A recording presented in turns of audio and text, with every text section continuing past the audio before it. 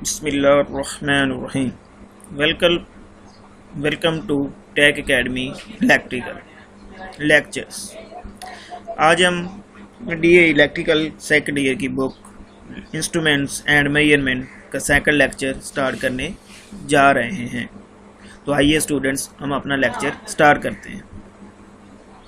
آج ہم پڑھیں گے types of secondary instruments with respect to mode اور ٹائپ۔ کام کے لحاظ سے انسٹرومنٹس کی اقسام۔ کام کرنے کے لحاظ سے سیکنڈری انسٹرومنٹس کی مندرجہ ذیل دو اقسام ہیں۔ Number 1 analog instruments, number 2 digital instruments. Analog instruments ایسے انسٹرومنٹس جو پیمائش کی جانے والی مقدار کو اسکیل پر متحرک پوائنٹر کے ذریعے ظاہر کرتے ہیں، اینالاگ انسٹرومنٹس کہلاتے ہیں۔ جیسا کہ شکل میں ایک اینالاگ انسٹرومنٹ کو دکھایا گیا ہے جو اسکیل پر پوائنٹر کے ذریعے ریڈنگ شو کر رہا ہے۔ نمبر 2 ڈیجیٹل انسٹرومنٹس ایسے انسٹرومنٹ جو پیمائش کی جانے والی مقدار کو اسکرین پر ہندسوں کی صورت میں ظاہر کرتے ہیں، ڈیجیٹل انسٹرومنٹ کہلاتے ہیں۔ یہ اسکرین LED یا LCD ٹائپ ہوتی ہے۔ شکل میں ڈیجیٹل انسٹرومنٹ کوئی ڈائیگرام بھی دکھائی گئی۔ آج کا دوسرا ٹاپک جو ہم پڑھیں گے وہ ہے انڈیکیٹنگ اور ریکارڈنگ انسٹرومنٹس میں موازنہ۔ انڈیکیٹنگ انسٹرومنٹس جو ہیں یہ پوائنٹر کے ذریعے ڈائل پر حرکت کر کے ریڈنگ ظاہر کرتے ہیں، جبکہ ریکارڈنگ انسٹرومنٹس گراف پیپر اور پین کے ذریعے مسلسل ریکارڈ فراہم کرتے ہیں۔ انڈیکیٹنگ انسٹرومنٹس میں پوائنٹر اور اسکیل استعمال ہوتا ہے، جبکہ ریکارڈنگ انسٹرومنٹ میں پین اور گراف پیپر استعمال ہوتا ہے۔ انڈیکیٹنگ انسٹرومنٹس پیمائش کی جانے والی مقدار کو وقتی طور پر ظاہر کرتے ہیں، جبکہ ریکارڈنگ انسٹرومنٹس پیمائش کی جانے والی مقدار کا مسلسل ریکارڈ فراہم کرتے ہیں۔ انڈیکیٹنگ انسٹرومنٹس کی ریڈنگ کو پڑھنے کے لیے آپریٹر ضروری ہوتا ہے، جبکہ ریکارڈنگ انسٹرومنٹس کی ریڈنگ کو پڑھنے کے لیے آپریٹر ضروری نہیں ہوتا۔ انڈیکیٹنگ انسٹرومنٹس ریکارڈنگ کا کوئی ریکارڈ فراہم نہیں کرتے، جبکہ ریکارڈنگ انسٹرومنٹس پیمائش کا ریکارڈ فراہم کرتے ہیں۔ انڈیکیٹنگ انسٹرومنٹس کا موونگ سسٹم ہلکا ہوتا ہے، جبکہ ریکارڈنگ انسٹرومنٹ کا موونگ سسٹم بھاری ہوتا ہے۔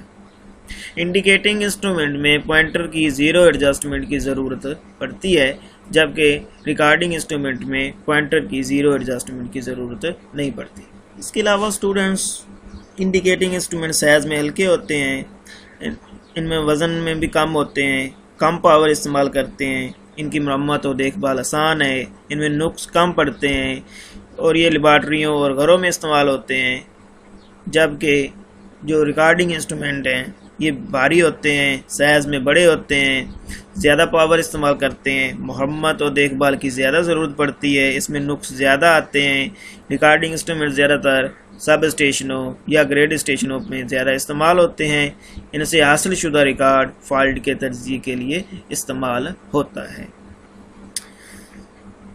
سوال: انڈیکیٹنگ انسٹرومنٹ کے 4 اہم حصوں کے نام لکھیں۔ تو انڈیکیٹنگ انسٹرومنٹ کے جو اہم حصے ہیں وہ یہ ہیں: موونگ سسٹم، مستقل مقناطیس، پوائنٹر، اسکیلز اور کنٹرولنگ اسپرنگ۔ ہمارا نیکسٹ ٹاپک ہے effect used in measuring instruments, پیمائشی آلات میں استعمال ہونے والے اثرات۔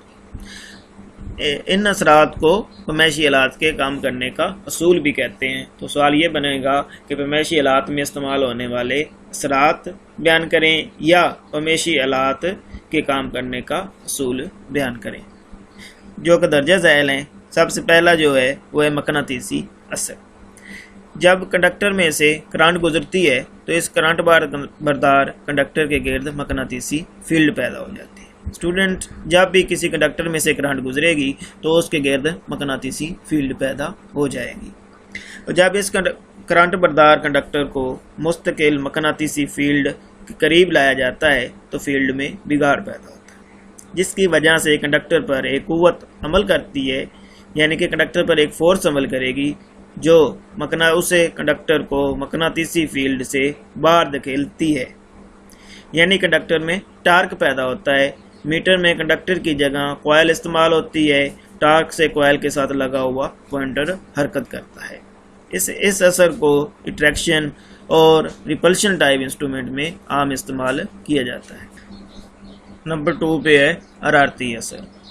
جب کسی رزسٹر میں سے اے سی یا ڈی سی کرنٹ گزرتی ہے تو اس میں کاپر لاسز کی وجہ سے حرارت پیدا ہوتی ہے، اسے کرنٹ کا حرارتی اثر کہتے ہیں۔ اس اثر کو انسٹرومنٹ کے موونگ سسٹم کی حرکت کے لیے استعمال کیا جاتا ہے، مثلا تھرموکپل، بائی میٹیلک اسٹرپ اور ہاٹ وائر انسٹرومنٹ اس کی مثالیں ہیں۔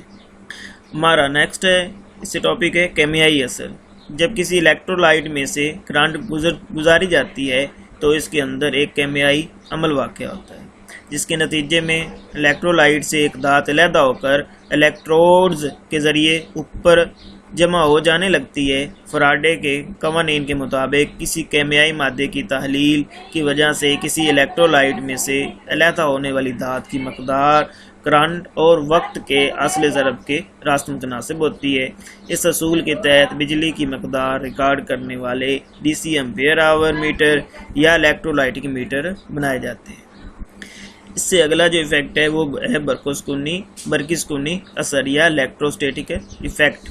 جب دو دھاتی پلیٹیں جن کے درمیان ہوا بطور انسولیشن موجود ہو ان کو سپلائی دی جائے تو ان پر یکساں چارج جمع ہو جاتا ہے اور ان پر دفع کی قوت عمل کرتی ہے۔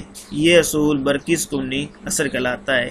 ان دو پلیٹوں میں سے ایک فکس اور دوسری متحرک ہو تو دفع کی قوت کی وجہ سے متحرک پلیٹ حرکت کرتی ہے۔ اس اصول کو الیکٹروسٹیٹک میٹر میں استعمال کیا جاتا ہے۔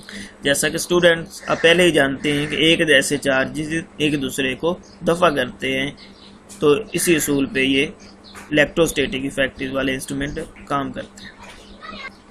برقی سکونی اثر کے بعد ہے برقی مقناطیسی اثر۔ جب آلٹرنیٹنگ کرنٹ سے مکنائے گئے برقی مقناطیسوں کی پیدا کردہ مقناطیسی فیلڈ میں غیر مقناطیسی مٹیریل کی بنی ہوئی ڈسک کو رکھا جاتا ہے تو اس میں ای ایم ایف پیدا ہوتی ہے۔ اگر سرکٹ مکمل ہو تو اس ای ایم ایف کے تحت ڈسک میں کرنٹ بڑھنا شروع ہو جاتی ہے۔ اس کرنٹ کی فیلڈ اور آلٹرنیٹنگ مقناطیسی فیلڈ کے باہمی عمل کے ذریعے ڈسک پر ایک فورس پیدا ہوتی ہے جو ڈسک کو گھماتی ہے۔